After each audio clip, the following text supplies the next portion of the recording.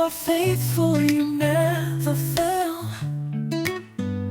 From the start. Thank you for tuning in as we embark on this second season of the mini-series on Ebenezer moments. Join me on a journey to explore and uncover the concept of faith.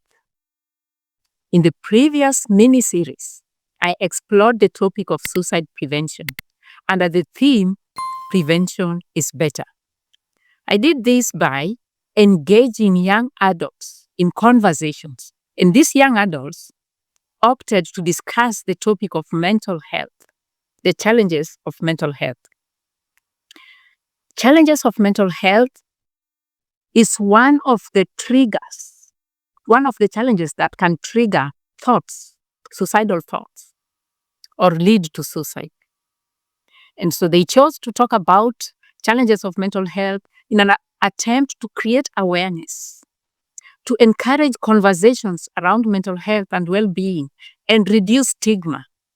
This theme and this topic, we can never exhaust it. So we'll continue this conversation everywhere we can, on social media, on mainstream media, within our families, our faith communities, our networks. However, for this second season, I am continuing with this mini-series, podcast style series, and digging deeper on the concept of faith. I welcome your feedback, your comments, your questions, your insight. Engage us below in the comments section. And your feedback, your comments, your questions, your insights will inform subsequent episodes. So please share your voice. We want to hear from you. The ideal place to start the conversation on faith is by definition. First, the definition of faith. I'm looking at how the dictionary defines faith generally, before I bring it close up what within the religious traditions, within Christian religious perspective says about faith. The dictionary defines faith as complete trust or confidence in someone or something. Strong belief in God or the doctrines of a religion based on spiritual apprehensions rather than on proof. The Merriam-Webster's particularly defines faith as something that's believed, especially with strong conviction. Complete trust, belief and trust in and loyalty to God, as well as a firm belief in something for which there is no proof. Other definitions include allegiance to duty or a person, sincerity or intentions. Religious people often think of faith as confidence based on a perceived degree of warrant or evidence, while others who are more skeptical tend to think of faith as simply belief without evidence.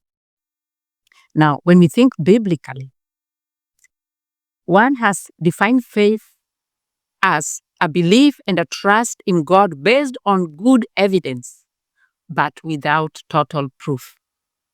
To have faith, we must trust that God is there and working on our behalf, even though we can't see Him with our eyes.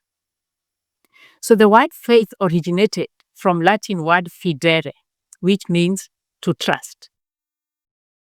Now, there are multiple verses in the Bible that address faith, talk about faith, but the most commonly quoted one is Hebrews 11, verse 1, which in that verse, the author actually defines faith as confidence in what we hope for and assurance about what we do not see.